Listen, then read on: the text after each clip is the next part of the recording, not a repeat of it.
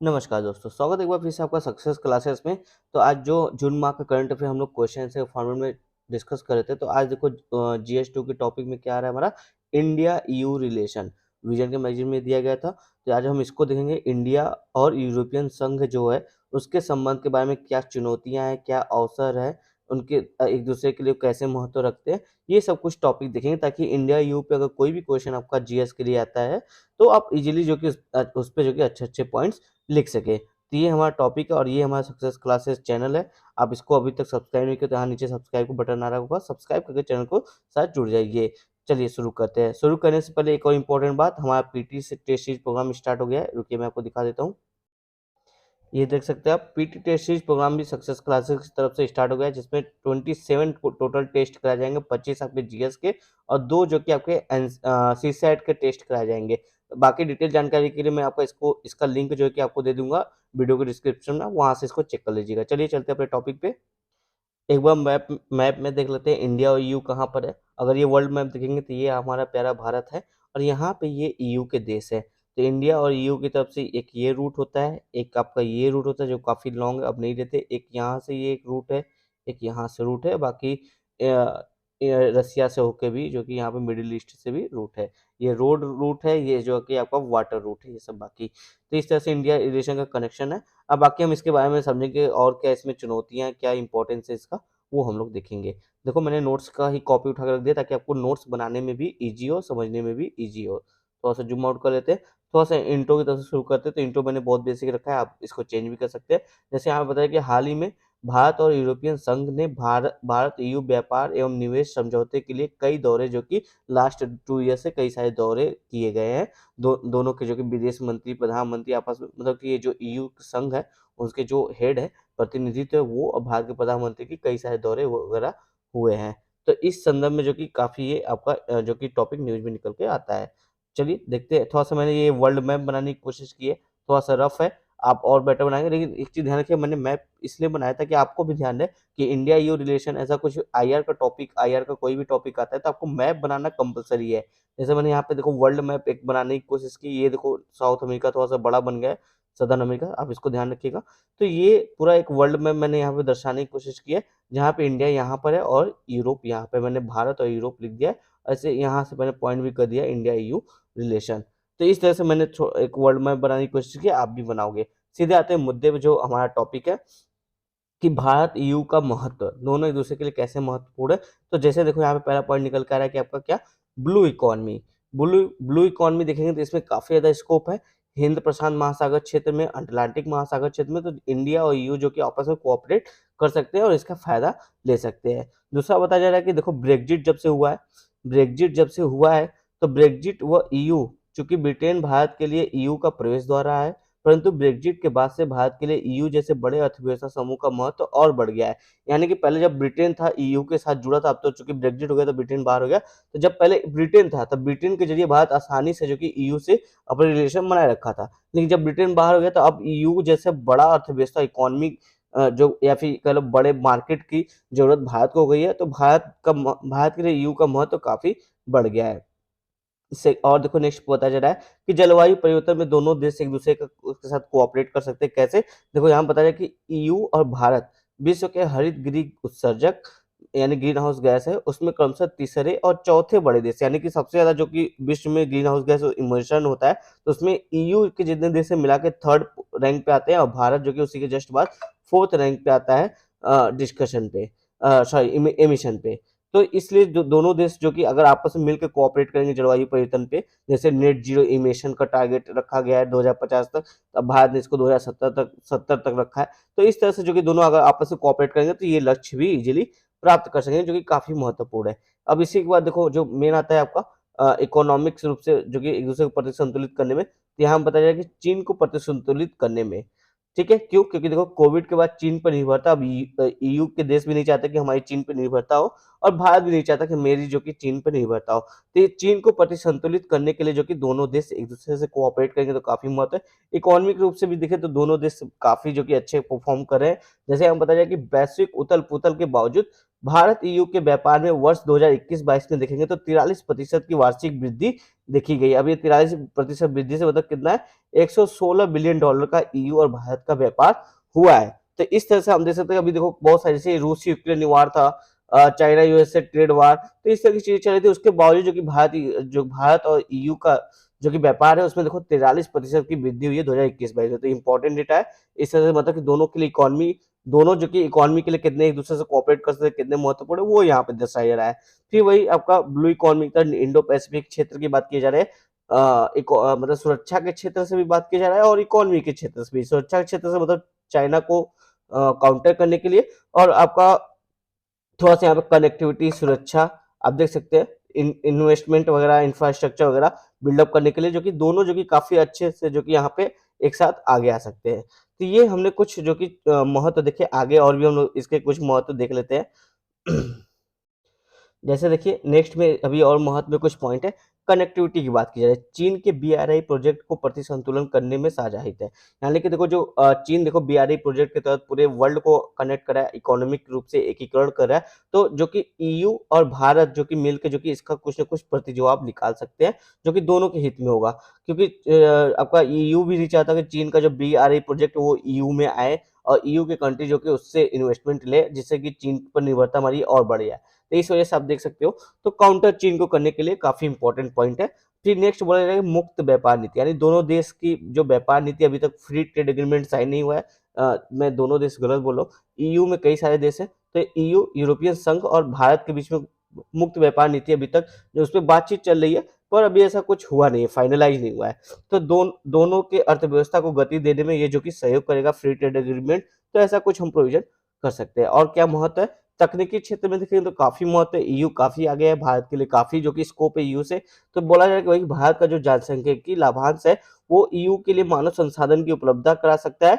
अब बदले में ईयू क्या कर सकता है, भारत को कई क्षेत्रों में तकनीकी सहायता दे सकता है। कई क्षेत्रों में कहने जैसे हेल्थ हो गया, ठीक है, हेल्थ हो गया, एग्रीकल्चर वगैरह हो गया, और कई सारे जो कि आपके जैसे कि फार्मास्यूटिकल क्षेत्र हो गया, तो कई वैक्सीन डेवलपमेंट वगैरह, तो कई सारे क्षेत्रों में जो कि ईयू जो कि भारत की मदद कर सकता है। और भारत के पास क्या है, जनसांख्यिकी लाभांश है। तो भारत जो कि ह्यूमन रिसोर्स जो कि ईयू को आसानी से प्रोवाइड कर सकता है। तो इस तरह से जो कि भारत जो कि एक्सचेंज चीजें कर सकता है। तो दोनों के लिए जो कि आपस में जो कि विन विन सिचुएशन होगा। अब यहाँ पे कुछ चुनौती भी है, वो भी हम लोग देख लेते हैं कि भारत और ईयू के मध्य क्या क्या चुनौतियां हैं। तो पहला चुनौतियां निकल के आ रहा है, जैसे अगर हम जो मुक्त व्यापार की नीति की बात करते हैं, चलो ठीक है, लेकिन एग्रीमेंट क्यों नहीं साइन हो पा रहा, क्योंकि भारत के देखो कुछ अपने मुद्दे हैं। जैसे बोला जाए कि भारत की बौद्धिक संपदा अधिकार आईपीआर मुद्दा है, कि बहुत सारे जो राइट्स है वो भारत के खत्म हो जाएंगे, और उसको या फिर जो कि ईयू जो कि अपने बहुत सारे राइट्स को राइट्स के तौर पे रखेगा, भारत को नहीं देगा। तो ये कुछ एक मुद्दा है। और दूसरा इंपॉर्टेंट मुद्दा निकल कर आता है कि डेटा सुरक्षा का मुद्दा, कि हमारी जो डेटा को अगर मतलब फ्री ट्रेड एग्रीमेंट करते हैं तो बहुत सारे ट्रेड बढ़ जाएगा, तो बहुत सारे डेटा का सॉरी बहुत सारे डेटा का जो कि आदान प्रदान होगा। तो क्या इससे जो कि इंडिया की जो डेटा है वो सिक्योर रहेगी, चाहे वो जो कि आपका सिक्योरिटी पर्पज से हो, चाहे फिर बिजनेस के पर्पज से हो। तो ये बड़ा कंसर्न है। इस वजह से जो कि भारत को अभी तक इस पे एश्योरेंस नहीं हुआ है, इस वजह से जो कि फ्री ट्रेड एग्रीमेंट अभी भी रुका हुआ है। फिर देखो यहाँ पे नेक्स्ट चुनौती निकल कर आ रहा है कि अप्रयुक्त व्यापार क्षमता, यानी कि भारत और ईयू के बीच में जो कि व्यापार क्षमता काफी ज्यादा है, लेकिन हम उसका जो कि ठीक से प्रयोग नहीं कर पा रहे। जैसे बताया जाए कि 2021 में ईयू से कुल व्यापार में भारत की साझेदारी केवल 2.1% थी। यानी कि जितना ईयू ट्रेड करता है पूरे वर्ल्ड में, उसमें केवल भारत से जो इसका ट्रेड था वो पूरे वर्ल्ड का केवल 2.1% था। जबकि चीन से इसका ट्रेड देखो 16% निकल के आ रहा है, और अमेरिका से 14%। तो चीन यहाँ पे काफी ज्यादा जो कि मजबूत है ईयू से रिलेशन को लेके। इतना आसान नहीं है कि ईयू चीन से निर्भरता छूट जाए, लेकिन भारत भी काम कर सकता है। 10 साल 15 साल काम करेगा तो डेफिनेटली जो कि भारत जो कि ईयू के साथ जुड़ सकता है, और चाइना में डिपेंडेंसी ईयू की कम हो सकती है। तो भारत के पास देखो इकोनॉमी पर्सपेक्टिव या इकोनॉमिक अवसर काफी ज्यादा यहाँ पे बूस्ट करने के लिए। तो इससे क्या होगा, भारत को देखो रोजगार भी मिलेगा, इन्वेस्टमेंट भी इंडिया में आएगी। अब हमारे जो कि ट्रेड बढ़ेगा, एक्सपोर्ट बढ़ेगा, तो काफी महत्वपूर्ण है। ईयू से व्यापार में क्षमता काफी ज्यादा है, निवेश कर सकते हैं। और एक और प्रॉब्लम देखो जो आ रहा है कि धीमा निवेश है। ईयू से पिछले एक दशक में कुछ कुल अगर निवेश देखे तो 8 से 18% टोटल, मतलब जितना भारत में निवेश आता है उसका 8 से 18% निवेश ही ईयू से भारत में आया है। यानी कि ईयू से जो इन्वेस्टमेंट वगैरह होती है वो बहुत कम आती है भारत में, बहुत स्लो है। तो ये एक चुनौती निकल के आती है। और कुछ और सोशल कुछ मुद्दे हैं, जैसे देख लो सोशल कॉन्स्टिट्यूशनल मुद्दे, कि जो मानवाधिकार का एक टॉपिक होता है। ईयू देशों ने भारत में महिला एवं अल्पसंख्यक को लेकर समय समय पर चिंताएं व्यक्त की है मानवाधिकार के उल्लंघन के लिए। जैसे आप देख लो जो कश्मीर का मुद्दा था, वहां पर उन्होंने बोला कि मानवाधिकार का हनन हो रहा है, ये सब चीजें। तो ईयू के देश इस पे जो कि काफी ज्यादा जो कि भारत की वैश्विक स्तर पर आलोचना करते हैं, जिससे भारत के वैश्विक साख में कमी आती है। तो इस तरह से ये कुछ कंसर्न है आपसी, तो वो है। दूसरा देखो बोला जा रहा है यहाँ पे कि रूस यूक्रेन युद्ध पर भारत का उदासीन रहना ईयू राष्ट्रों को पसंद नहीं आया। ईयू चाहता था कि वो देखो अमेरिका की तरफ भारत का रुझान ज्यादा हो जाए, वो जो कि रसिया या सॉरी रूस का जो कि साथ ना दे, या फिर उसके अगेंस्ट में कुछ ना कुछ टिप्पणी कम से कम कर दे। लेकिन ऐसा भारत ने नहीं किया, तो वो ईयू को पसंद नहीं आया। ये कुछ आपसी तनातनी है, तनाव है, कुछ मुद्दे जहाँ पे जो लोग जो कि एक दूसरे से थोड़े से नाराज है। फिर देखो एक भारत ने जो सीए एक्ट आया था और अनुच्छेद 370 कश्मीर से हटाया गया था, तो वो उस पे भी ईयू का जो कि रुख देखो तो थोड़ा सा कड़ा था, भारत की तरफ थोड़ा सा कम था। तो इस तरह से कुछ कंसर्न है। और देखो सतत विकास लक्ष्य में भी देखो जो कि दोनों कोऑपरेट कर सकते हैं, ये चिंता की बात नहीं है। लेकिन कहाँ पे कोऑपरेट कर सकते थे वो देखो, जैसे देखो भारत जो कि गरीबी, स्वास्थ्य और बेरोजगारी, जेंडर असमानता जो मुद्दे हैं, इस पे जो कि वर्क कर सकता है ईयू के साथ। और वहीं ईयू जो कि हरित विकास, ग्रीन डेवलपमेंट पे जो कि काम कर सकता है। तो इस तरह से जो कि सतत विकास में भी दोनों लोग काम कर सकते हैं। वे फॉरवर्ड क्या हो सकता है, अब देखो इसकी आप कुछ इतने सारे प्रॉब्लम है, कंसर्न है, तो अब इसकी कुछ आगे की राह भी बताएंगे। तो यहाँ पे जैसे बताया जाए कि आपूर्ति श्रृंखला विविधता लाना, यानी कि जो हमारा सप्लाई चेन है ईयू के साथ, उसमें कुछ डाइवर्सिटी लाना, ताकि हमारा जो ट्रेड है और बूस्ट कर, जो अभी 2.1% की और हमारा साझेदार है वर्ल्ड ट्रेड में ईयू के साथ, वो जो कि बढ़ के चाइना का अगर 16 है तो कम से कम एटलीस्ट हमारा जो कि 6% पे तो आ ही जाए रिसेंट 2 to 3 ईयर या 2 to 5 ईयर के बीच में। तो इतना हमको करना पड़ेगा। तो इसके लिए बोला जाए कि जो आपूर्ति श्रृंखला सप्लाई चेन है उसमें डाइवर्सिटी लाना। कौन सी डाइवर्सिटी लाना, जैसे कि देखो फार्मास्यूटिकल के सेक्टर को इंक्लूड करना, टेक्नोलॉजी, सिक्योरिटी, स्वास्थ्य क्षेत्र और भी कई सारे सेक्टर है जो कि आपको सप्लाई चेन में लाना पड़ेगा। इन सबका भी ट्रेड वगैरह करना पड़ेगा। फिर देखो यहाँ पे देखो बताया जा रहा है कि मुक्त व्यापार नीति पहल को आगे बढ़ाना। भारत और ईयू दोनों बड़े बाजार हैं। इसके अतिरिक्त भारत का बृहद जनसंख्यीय लाभांश ईयू को मदद कर सकता है। तो फ्री ट्रेड एग्रीमेंट होना होगा तभी जो कि हमारी दोनों की इकोनॉमी में काफी जो कि तेजी आएगी और भारत में जो कि इन्वेस्टमेंट वगैरह आएगा। तो भारत से बेरोजगारी कम होगा, रोजगार वगैरह भारत को मिलेगा। साथ ही भारत का जो कि ट्रेड बढ़ेगा, एक्सपोर्ट, भारत का जो कि एक्सपोर्ट बढ़ेगा। तो इससे जो कि भारत का जो बैलेंस ऑफ पेमेंट है, घाटा है, राजस्व घाटा, वो भी कम होगा और भारत का जो कि इकोनॉमी और बूस्ट होगा। तो इस तरह से मुक्त व्यापार नीति एक अच्छा कदम हो सकता है।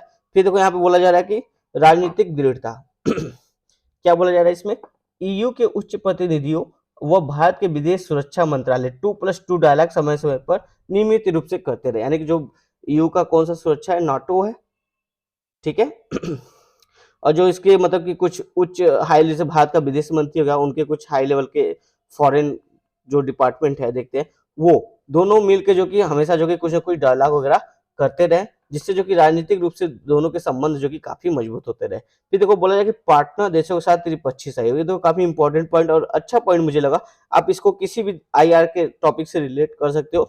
जैसे कि यहाँ बोला जाए कि त्रिपक्षीय सहयोग कौन सा है, सुरक्षा के क्षेत्र में, आर्थिक मुद्दों पर और कनेक्टिविटी, ये तीन पक्ष है जहाँ पे जो कि पार्टनर देशों के साथ, पार्टनर देश मतलब कि ईयू का जो पार्टनर देश होगा कौन सा, अफ्रीका है, मध्य एशिया है। भारत का भी जो पार्टनर देश अफ्रीका, मध्य एशिया है। यानी इनके साथ तीन मुद्दों पे जो कि कोऑपरेट करना, कौन कौन सा, सुरक्षा, आर्थिक मुद्दे और कनेक्टिविटी पे जो कि आगे पहल करना, बातचीत करना, ताकि यहाँ से जो कि भारत की ये सारे चीजें जो कि जुड़ सके इन देशों से, जो पार्टनर देश है, अफ्रीकन देश और मध्य एशिया के देशों के साथ। तो ये काफी अच्छा है कि पार्टनर देशों के साथ त्रिपक्षीय सहयोग। तो ये अच्छा इंपॉर्टेंट पॉइंट मिला, नया पॉइंट मिला।